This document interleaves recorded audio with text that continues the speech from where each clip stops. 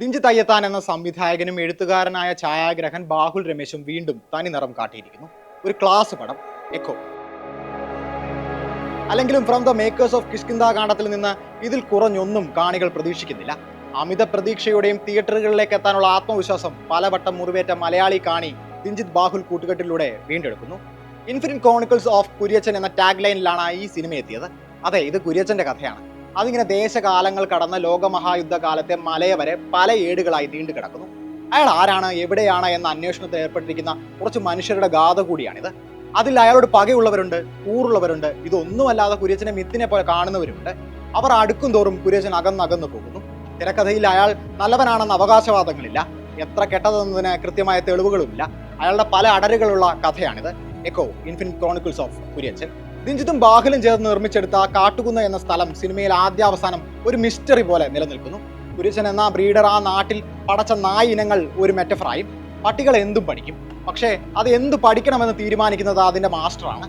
വീട്ടിൽ വളർത്തി 3-4 നേരം ഭക്ഷണം കൊടുത്ത് മടിയിലിരുത്തി ലാളിച്ച് എൻ്റെ എല്ലാം എല്ലാം എന്ന് പറഞ്ഞ് പതിയെ തനിക്ക് ഒത്ത വിധം അവയെ മാസ്റ്റർ മെരുക്കിയെടുക്കുന്നു.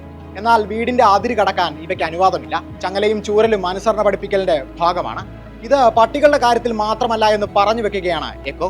ഹീറ്റ് എടുത്താൽ കൂട്ടിലിടണം, അത് പട്ടിയാണെങ്കിലും പെണ്ണാണെങ്കിലും എന്ന സംഭാഷണം ഈ മെറ്റഫർ കൂട്ടിന്റെ താക്കോലാണ്.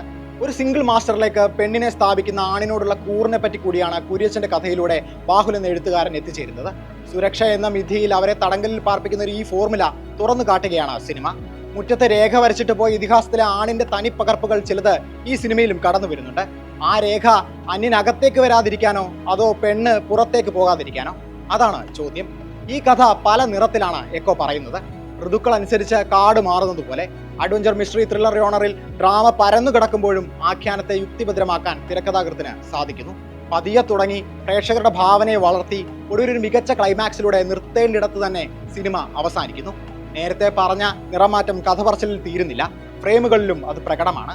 മനുഷ്യനെയും നായ്ക്കളെയും വരികളിൽ മാത്രമല്ല കാഴ്ചയിലും പരസ്പര പൂരകങ്ങളായി നിർത്താൻ സാധിക്കുമെന്ന് എക്കോ കാട്ടിത്തന്നു. മുജീബ് മജീദിന്റെ പശ്ചാത്തല സംഗീതം ഈ ദൃശ്യങ്ങൾക്ക് വേണ്ട മാനങ്ങൾ നൽകി. കഥയെ അലോസരപ്പെടുത്താതെ വേണ്ടിയിടത്ത് മാറി നിൽക്കുന്ന മുജീബ് കയ്യടി അർഹിക്കുന്നു. ഒപ്പം ആ കഥയെ അപ്രവചനീയമായ നീരൊഴുക്ക് പോലെ അവതരിപ്പിച്ച എഡിറ്റർ സൂരജ് ES-ഉം. ചുമ്മാ വെട്ടിക്കൂട്ടലല്ല എഡിറ്റിംഗ് എന്ന് സൂരജ് തെളിയിച്ചു. സൗണ്ട് ഡിസൈനിങ്ങിനെ പറ്റിയും എടുത്തു പറയണം. സിനിമയിലുടനീളം കുര്യച്ചൻ എന്ന മിസ്റ്ററിയുടെ സാന്നിധ്യം അറിയിക്കുന്നത് ശബ്ദങ്ങളാണ്.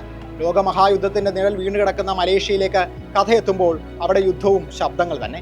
ഭീതിയാണ് ഈ സിനിമയുടെ സൗണ്ട്സ്കേപ്പ്. ഈ ഭീതിയുടെ ശബ്ദത്തിന് ജീവൻ നൽകുന്നത് കഥാപാത്രങ്ങളായി അടിമുടി മാറിയ അഭിനേതാക്കളാണ്. സന്ദീപ്, വിനീത്, നരേൻ, അശോകൻ എന്നിവർ തങ്ങളുടെ ഭാഗങ്ങൾ മനോഹരമാക്കി. മുൻ കഥാപാത്രങ്ങളുടെ ആടയാഭരണങ്ങളെല്ലാം അഴിച്ചു വെച്ചാണ് വിനീതും നരേനും എത്തിയതെങ്കിൽ സന്ദീപ് ഇനി വരാനിരിക്കുന്ന തന്റെ പ്രകടനങ്ങൾക്ക് ഒരു ബെഞ്ച് മാർക്ക് സ്ഥാപിക്കുന്നു.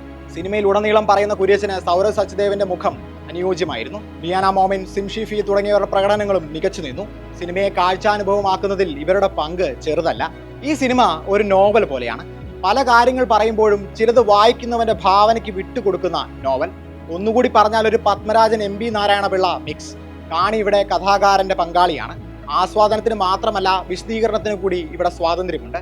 ഏതെങ്കിലും സ്റ്റാറിനോടുള്ള പ്രത്യേക കൂറിന്റെ ആവശ്യമില്ലെന്ന് സാരം.